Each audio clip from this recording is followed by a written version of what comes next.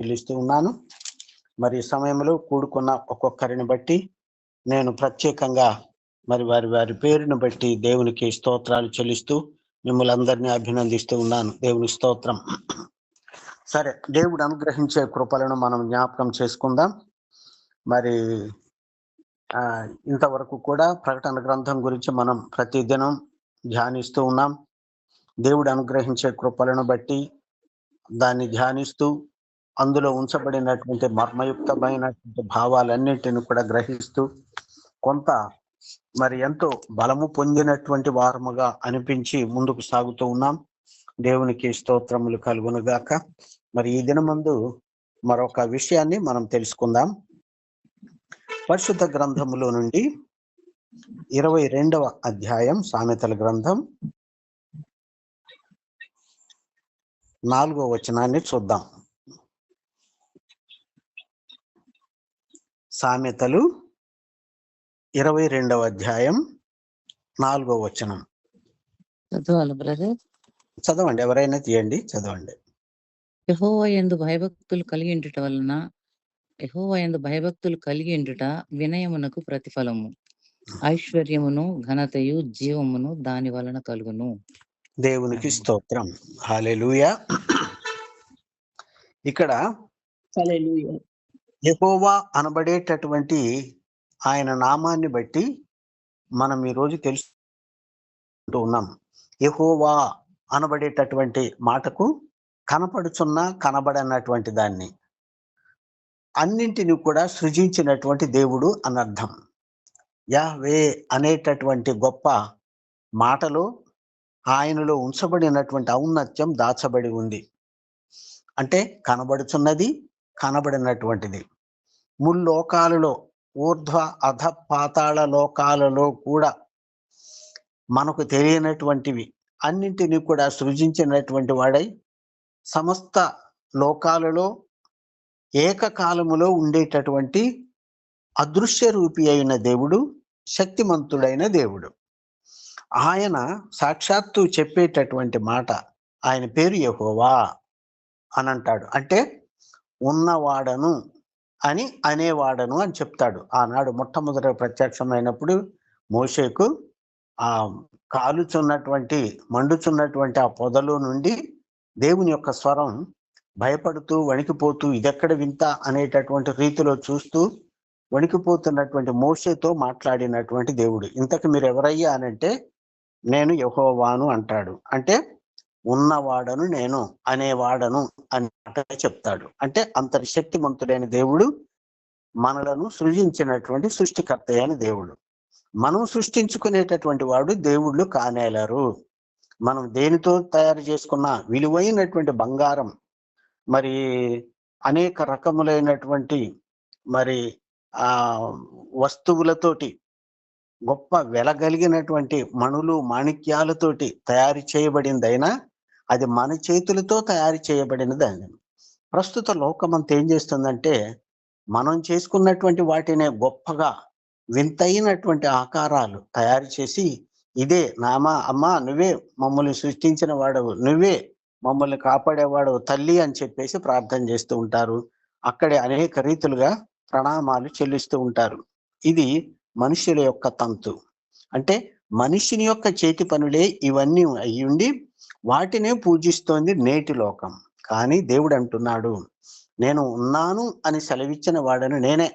అది ఎప్పుడు అనంటే అది ఏ కాలంలోనైనా సరే, నీవైనా నేనైనా మనమైనా, ఇప్పుడున్న వాళ్ళైనా గతించిన వాళ్ళైనా ఇంకా పుట్టబోయే వాళ్ళకైనా ఆయనే ఏకైక దేవుడు. ఆయన చెప్పేటటువంటిది ఏంటి అనంటే, యెహోవా యందు భయభక్తులు కలిగి ఉండుట వినయమునకు ప్రతిఫలం. వినయ మనస్కులు ఎలా ఉంటారు అనంటే, దేవుడు అనుగ్రహించే జ్ఞానాన్ని కలిగినటువంటి వారై, ఆయన యందు భయభక్తులు కలిగినటువంటి వారై ఉండేటటువంటి వాళ్ళే అనేటటువంటిది ఆయన చెబుతూ, ఇటువంటి వాళ్ళకి ఏంటంటే ఉండాల్సింది వినయము అనేటటువంటి గొప్ప గుణం ఉండాలట. మనం కూడా జీవించుతున్నటువంటి మనం బయటి వాళ్ళ పట్ల కూడా వినయ విధేయతలను కలిగి ఉన్నప్పుడు వాళ్ళ యొక్క ఉన్నతమైనటువంటి మరి ఆశీర్వాదములను పొందుకోగలుగుతాం. వాళ్ళ చేత మెప్పును కూడా మనం పొందుకోగలుగుతాం. మనం అప్పుడప్పుడు ఎక్కడికైనా వెళ్ళినప్పుడు, అబ్బా! వాళ్ళు చూడండి నిజంగా ఎంత వినయమో వాళ్ళలో అని అంటూ ఉంటాం అప్పుడప్పుడు. ఎందుకంటే అటువంటి వినయం అందరిలో చూడలేం. కొందరిలో మాత్రమే ఉంటుంది. కాబట్టి దేవుని యందు అంటే యెహోవా యందు ఎవరైతే భయభక్తులు కలిగి ఉంటాడో అటువంటి వాళ్ళు వినయమునకు ప్రతిఫలం అంటే వాళ్ళుండే విధేయతను బట్టి వాళ్ళకొచ్చే ప్రతిఫలం అది అంటాడు. అంతేకాదు ఇంకేమంటున్నాడు? ఐశ్వర్యమును, ఘనతయు, జీవమును దాని వలన కలుగును. అంటే ఎవరైతే భయభక్తులు దేవుని యందు భయభక్తులు కలిగి ఉంటారో వాళ్ళకి గొప్ప ఐశ్వర్యం వస్తుంది. ఐశ్వర్యము అనంటే ఇక్కడ అర్థం ఏంటంటే కేవలం ఒక డబ్బు ఉండటమే ఐశ్వర్యం అనేది కాదు. తనకు ఏ కొరత లేకుండా అన్నింటిలో సమమైనటువంటి రీతిలో ఉంటూ ఏ విధమైన కొరత, చీకు, చింత లేకుండా ఉండడమే ఐశ్వర్యము. కేవలం ఏదో ఇంత పెద్ద ఒక వీసెడు బంగారం ఉందనో, లేకపోతే కిలో బంగారం ఉందనో, వెండి ఉందనో, ఇటువంటి ఏయో పెట్టుకొని అటువంటి వాళ్ళని ధనవంతులు అనడం కాదు. దేవుని యందు ఎవరైతే భయభక్తులు కలిగి ఉంటారో, ఎదుటివాడు ఎంతటి పేదవాడైనా వాడికి కూడా తగినటువంటి రీతిలో మనం వినయ విధేయతలను, మన మంచితనాన్ని చూపించగలిగినప్పుడు అది దేవుడు అనుగ్రహించే ఐశ్వర్యము అని దానికి పేరు అని ఇక్కడ చెప్తున్నాడు. కాబట్టి దానివల్ల ఈ వినయం వల్ల ఘనత వస్తుంది. జీవం కూడా అంటే సరి అయినటువంటి రీతిలో జీవించేటటువంటి ఆ కృప కూడా మనకు కలుగుతుంది అనేటటువంటి భావం ఇక్కడ చెప్పబడుతూ ఉంది. కాబట్టి ప్రభువునందు ప్రియమైన దేవుని బిడ్డలారా, మనం గ్రహించాల్సింది ఏంటంటే దేవుని యందు భయభక్తులు కలిగినటువంటి వారమై ఉండాలి.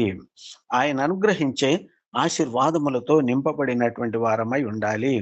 కాబట్టి వీటన్నిటిని మరి ఉద్దేశించి అదే భక్తుడు మరి అంటాడు 22వ అధ్యాయం మొట్టమొదటి వచనములో, గొప్ప ఐశ్వర్యము కంటే మంచి పేరు వెండి బంగారముల కంటే దయయు కోరదగినది అంటాడు.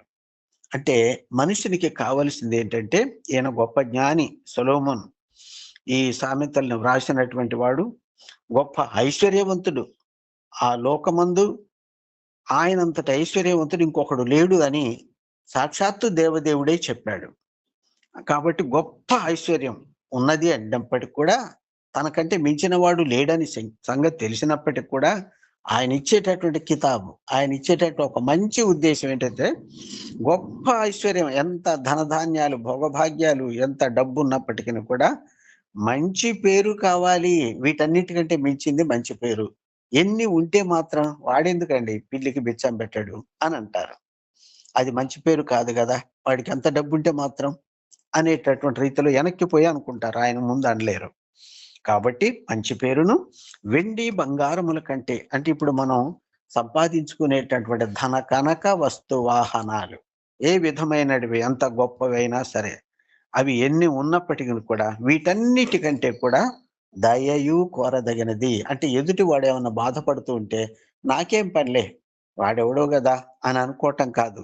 వెంటనే వాడి దగ్గరికి వెళ్ళి ఆయనకు మనలో ఉన్నటువంటి ఈ ఐశ్వర్య ఘనతల్ని బట్టి దయ చూపించి వాడికి ఏం కొరత ఉందో ఆ కొరతను తీర్చాలి. అదే గొప్ప సంగతి అని ఈయన ఈ జ్ఞానమంతటిని రంగరించినటువంటి ఆయన ఈ మాటలు చెబుతూ ఉన్నాడు.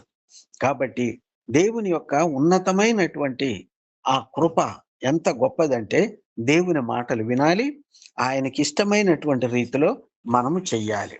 కాబట్టి ఈ గొప్ప మంచి పేరు ఐశ్వర్యం మనకు ఎప్పుడు కలుగుతుంది అని అంటే, సమూయేలు గ్రంథంలో ఒక మాట రాస్తాడు. మొదటి సమూయేలు 2వ అధ్యాయం 7వ వచనాన్ని చూసుకుందాం. మొదటి సమూయేలు గ్రంథం 2వ అధ్యాయం 7వ వచనం ఎవరైనా చదవండి.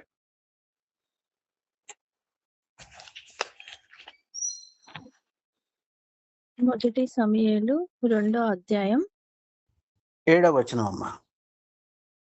యెహోవా దారిద్ర్యమును ఐశ్వర్యమును కలగజేయువాడు, కుంగజేయువాడును లేవనెత్తువాడును ఆయనే. ఆమేన్. ఆయనే చాలమ్మా. ఓకే, ఇక్కడ వ్రాయబడినటువంటి మాటను చూస్తే ఈ ఐశ్వర్యం ధనఘనతలు ఎప్పుడు మనకు ఉంటాయి అనే విషయాన్ని మనం గమనించినప్పుడు దేవాతి దేవుడు సెలవిచ్చేటటువంటి ఆ మాటల్లో ఇక్కడ చెప్పబడుతున్నటువంటి ఈ యొక్క మాటలు మనం ఒక్కసారి గ్రహించినట్లయితే, యెహోవా దారిద్ర్యమును ఐశ్వర్యమును కలుగ చేయువాడు. అంటే యెహోవా అంటే మనం చెప్పుకున్నాం కదా, సమస్తాన్ని సృజించిన సృష్టికర్త అయినటువంటి దేవుడే, ఆయనే యెహోవా. కాబట్టి ఉన్నాను అని సెలవిచ్చినటువంటి వాడే యెహోవా. ఆయన అంటున్నాడు సాక్షాత్తు, దారిద్ర్యాన్ని ఐశ్వర్యాన్ని, అంటే కేవలం మనుషుడు కోరుకున్నట్లు ఒక గొప్ప ఐశ్వర్యము, సిరి సంపదలు, వాళ్ళకు కావలసిన భూమి జాగలు, వస్తు వాహనాలు, కావలసినటువంటి మరి బంగారం, ఇటువంటి అన్ని కాదు. కానీ ఈ ఐశ్వర్యమును కలుగ చేసేవాడు ఆయనే. దానితో పాటు దారిద్ర్యతను కూడా కలిగించేటటువంటి వాడు అనేది ఇక్కడ జత చేయబడింది ఈ మాటకు. అంటే దరిద్రతను ఐశ్వర్యాన్ని కూడా కలుగ చేస్తాడు. దేవుని యొక్క ఉన్నతమైనటువంటి ఆశీర్వాదాలను మనం పొందాలి. ఆ దేవుణ్ణి ఎవరైతే ధిక్కరిస్తారో, ఈ ధనకనక వస్తు వాహనాలకు బదులు వాళ్ళు పొందుకునేది ఏంటంటే దారిద్ర్యాన్ని పొందుకుంటారు. వారికి ఉన్నటువంటి గొప్ప ఘనత ఇవన్నీ కూడా తొలగిపోతాయి. అవన్నీ కూడా తొలగిపోయి ఎంతగానో వాళ్ళు మరి వీధుల్లో పడతారు. వాళ్ళనెవరూ లెక్క చేయలేనటువంటి స్థితిలో వాళ్ళు ఉంటారు. అటువంటి రీతిలో ఉంచబడినటువంటి మరి ఆ స్థితిగతులు దేవుని యందు భయభక్తులు లేనటువంటి వాళ్ళకి కలుగుతాయి అనేటటువంటి విషయాన్ని ఇక్కడ మనం చూడగలుగుతున్నాం. ఈ యొక్క దరిద్రతలు మరి కృంగ చేయబడినటువంటి స్థితిగతులు ఎప్పుడు వస్తాయి అని అంటే, దేవుణ్ణి లెక్క చేయకుండా ఉన్నప్పుడు. కొందరు ఉంటారు, వాళ్ళతోటి ఏంటి అని అనుకుంటారు, అంతవరకు బాగానే ఉంది. కానీ ఓహో ఆయన పేరేంటి, మాకున్నారు చూడు ఈ ఘనతలు అని చెప్పేసి అనుకుంటూ ఉంటారు కొందరు. కొందరు అనుకుంటా ఉంటారు, మాకు చాలా దేవతలు ఉన్నాయి అని. మాకు 101 దేవతలు ఉన్నాయి అనుకుంటారు అని చెప్తారు ఘనంగా. మీకేంటి, ఎప్పుడు చూసినా ఆ 2 అక్షరాల పేరు అదే చెప్పి మీరు అనుకుంటూ ఉంటారని కొందరు ఎగతాళి చేస్తూ ఉంటారు, ఎంతగానో కించపరుస్తూ ఉంటారు. అయితే ఏదేమైనప్పటికీ కూడా అసలు నిజం అనేది తెలుసుకుంటే, యెహోవా అనబడినటువంటి వాడే సృష్టికర్త, సమస్తాన్ని సృజించినటువంటి సృష్టికర్త అనేటటువంటి గొప్ప జ్ఞానం ఎవరైతే కలిగి ఉంటారో, వాళ్ళు ఇతరుల పట్ల కూడా దయను కలిగి ఉన్నటువంటి వారుగా ఉంటారు. వాళ్ళకి సహాయం చేసే వాళ్ళుగా ఉంటారు. ఎవరిని లెక్క చేయలేనటువంటి స్థితిని, దేవుని యొక్క కృపను అందుకోలేనటువంటి వాళ్ళు అనే విషయాన్ని కూడా మనం గమనించాలి. దేవుని యొక్క ఆ ఉన్నతమైనటువంటి ఆ ప్రేమలు మనం గమనించినట్లయితే, పరిశుద్ధుడైనటువంటి దేవాతి దేవుడు తన కృపలను మనకు అనుగ్రహించేవాడై ఉన్నాడు. ఆయన యందు మనం భయభక్తులు కలిగినటువంటి వారుగా ఉండాలి అనేటటువంటి విషయాన్ని మనం చూస్తాం.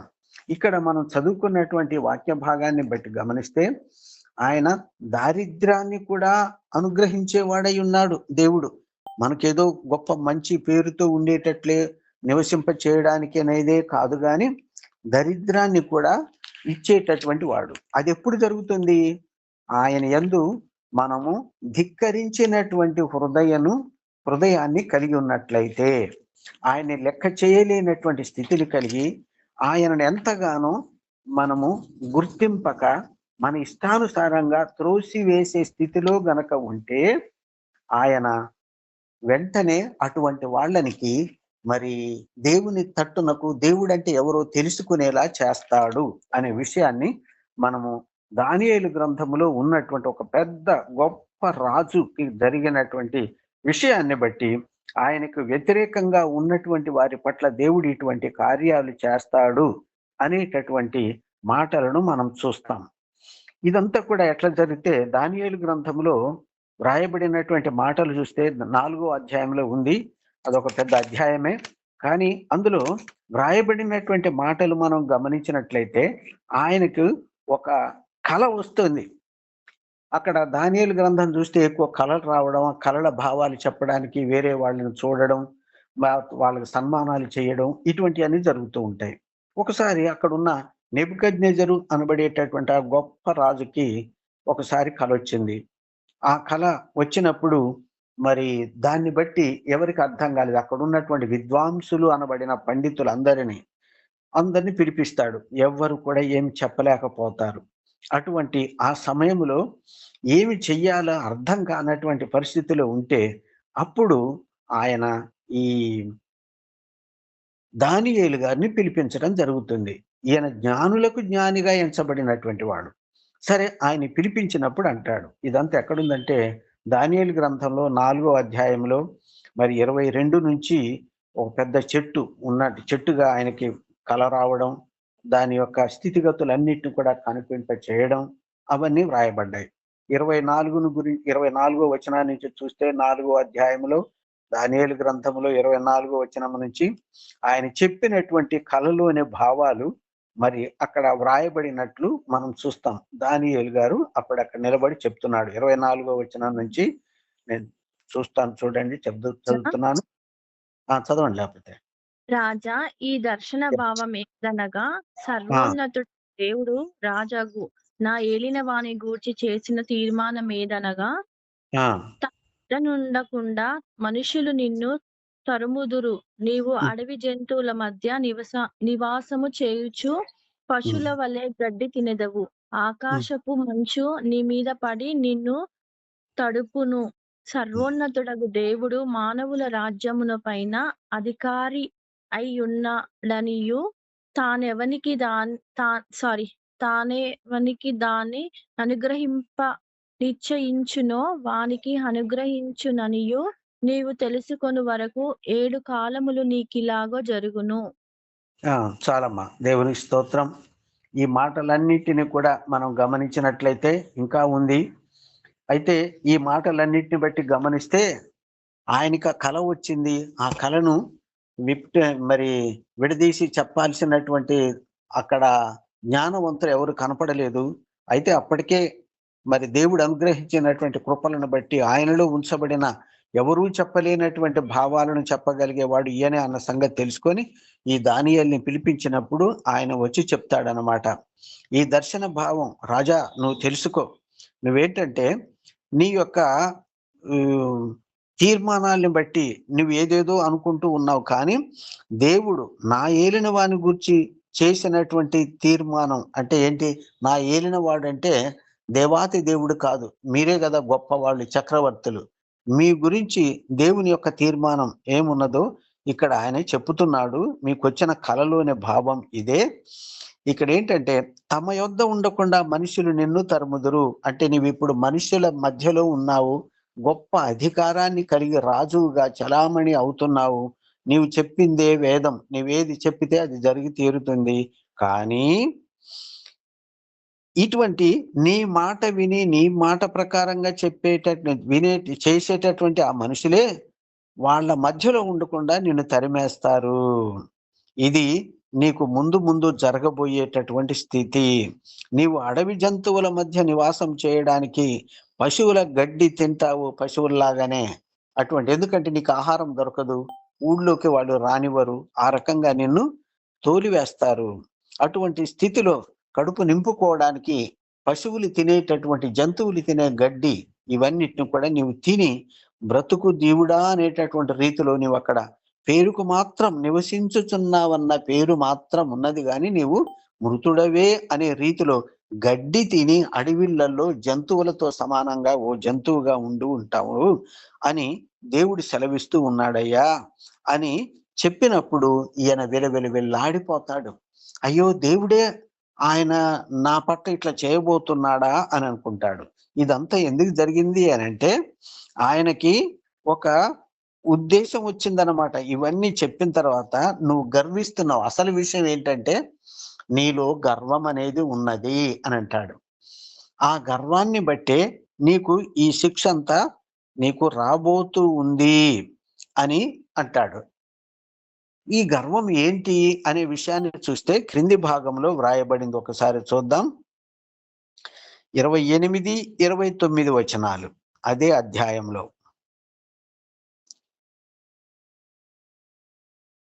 దానియేలు గ్రంథంలోనే పైన చెప్పినదంతయు రాజుగా నెబుకద్నెజరు నెబుకద్నెజరునకు సంభవించెను. ఆ 12 నెలలు గడిచిన పిమ్మట అతడు తన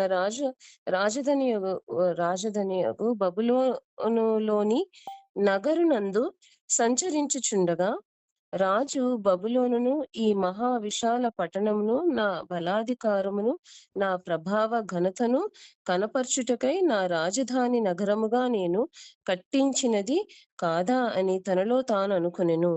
ఆ ఇక్కడ విషయాన్ని గమనిస్తే, ఈ రాజుగారిలో ఉంచబడినటువంటి దాన్ని ఏమంటారు, బహుశా పొగరుబోతనం అనుకుందాం. అంటే ఎవరిని లెక్క చేయనటువంటి తనం. ఆయన నాకంటే వీరుడెవరున్నారు, నేనే కదా మహాబలశాలిని, నన్ను మించిన వాడెవడు, నేనేది చెప్తే అది జరుగుతుంది కదా అని అనుకున్నాడు. కానీ ఈ వ్యతిరేక కార్యాలు పెరిగి పెరిగి పెరిగి గొప్పవై దేవుని సన్నిధానములోనికి చేర్చబడినప్పుడు దేవుడు ఈయనకి ఇచ్చినటువంటి తీర్పు ఏంటంటే, మనుషులందరూ తరిమేస్తే, ఇప్పుడు ఒక వీధి కుక్క ఇంట్లోకి వస్తుందంటే మనం ఊరుకుంటామా? వెంటనే దాన్ని తరిమేస్తాం, దాన్ని ఎక్కడెక్కడికో తరిమేస్తాం, అవసరమైతే చంపేస్తాం కొన్నింటిని. ఇటువంటి రీతిలో ఉంచబడిన రీతిలో వీధి కుక్కల్ని తరిమివేసినట్లుగా జనులందరూ కూడా ఈయన తరిమివేస్తున్నారు అని అంటే, ఆ రకమైనటువంటి రీతిలో దేవుణ్ణి ధిక్కరించిన స్వభావం ఈయనలో ఉంది. ఇంతకు ఆ ధిక్కరించిన స్వభావం ఏంటట? ఇదంతా గడిచిపోయింది, ఈ కళ వచ్చింది, దాని దర్శనం కూడా చెప్పాడు. సంవత్సరం రోజులు గడిచిపోయిందట. 12 నెలలు గడిచిన పిమ్మట, అంటే అప్పటికప్పుడే ఆ యొక్క కళ వచ్చిన తర్వాత వెంటనే దాని ప్రతిఫలం రాలేదు. సంవత్సరం రోజులు గడిచిపోయిన తర్వాత అప్పుడు ఈయనకి ఏంటట అనుకున్నాడట, ఆహా ఎంత అందమైన భవనం, ఇదంతా నా స్వహస్తాలతో నేను నిర్మించింది కదా, నేను కట్టింప చేసినది కదా, నా జనులందరూ కూడా ఉండడానికి ఇంత అందమైన భవనాన్ని నేనే కదా కట్టించింది. ఈ వలె నేను కట్టించిన దానిలో మరి ఇంకెవడు కట్టించగలడు? ఏ ఒక్కరికి కూడా సాధ్యం కాదు. ఇదంతా నా స్వహస్తాలతోనే, నా తెలివితేటలతోనే, నాకున్నటువంటి గొప్పదైనటువంటి స్థితిగతిని బట్టే అనేటటువంటి రీతిలో ఆయన ఆ బబులోనులోని నగరునందు సంచరిస్తూ ఉన్నప్పుడు, ఈ మహావిశాల పట్టణము నా బలాధికారమును నా ప్రభావ ఘనతను కనపరుచుటకై నా రాజధాని నగరముగా నేను కట్టించినది కాదా అని తనలోనే తాను అనుకొని గర్వపడిపోతున్నాడట. అప్పుడప్పుడు మనం కూడా అనుకుంటూ ఉంటాం, అందరూ మెచ్చుకుంటా ఉంటే, బా ఇదంతా నేను చేసిన దాన్ని బట్టే కదా అని లోపల సంబరపడుతూ ఉంటారు.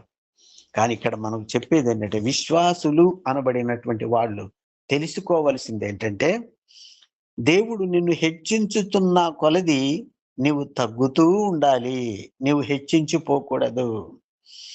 దేవుని నామమునందు ఎవరైతే మరి ఆయన నామమునందు ఒదిగినటువంటి వారై, భయభక్తులు కలిగినటువంటి వారై ఉంటారో, అటువంటి వారిని గొప్పగా చేసేటటువంటి దేవుడు, ఎవరైతే నాకు మించిన వాడు లేడు అని అనుకుంటారో వాళ్ళని కొంచెం కొంచెముగా తగ్గించి అణగగొట్టేటటువంటి వాడు సమస్తమునకు ఆధారభూతుడైన దేవుడు.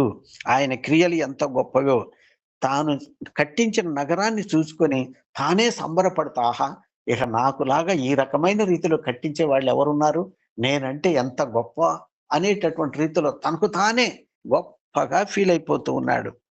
అదే అన్నమాట. ఎప్పుడైతే రాజు తన నోట నుండి తనను అనుకొని గొప్పగా ఉవ్విళ్ళూరుతూ సంతోషపడుతున్నాడో, ఆ 31వ వచనములో, రాజు నోట ఈ మాట ఉండగా ఆకాశము నుండి ఒక శబ్దము వచ్చెను. ఏమనట? రాజగు నెబుకద్నెజరు, ఇదే నీకు ప్రకటన. ఆయన చెప్తున్నాడు, నీ రాజ్యము నీ యొద్ద నుండి తొలగిపోయెను, తమ యొద్ద నుండి మనుషులు నిన్ను తరిమెదరు, నీవు అడవి జంతువుల మధ్య నివాసము చేయుచు పశువుల వలె గడ్డి మేసెదవు. సర్వోన్నతుడగు దేవుడు మానవుల రాజ్యము పైన అధికారి అయ్యుండి తానెవనికి తాను అనుగ్రహింప నిశ్చయించునో వానికి అనుగ్రహించునని నీవు తెలుసుకొను వరకు 7 కాలములు నీకు ఇలాగు జరుగునని చెప్పాను. చూచారా, ఎంతటి రీతిలో సంభవింపకూడనటువంటిది, అనూహ్యమైన ఊహించనటువంటి రీతిలో తనకి ఎట్లా జరిగిపోతుందో మనం గమనించగలుగుతాం. ఆ గడియలోనే అలాగున నెబుకద్నెజరునకు సంభవించెను అని ఇక్కడ చెప్పబడింది.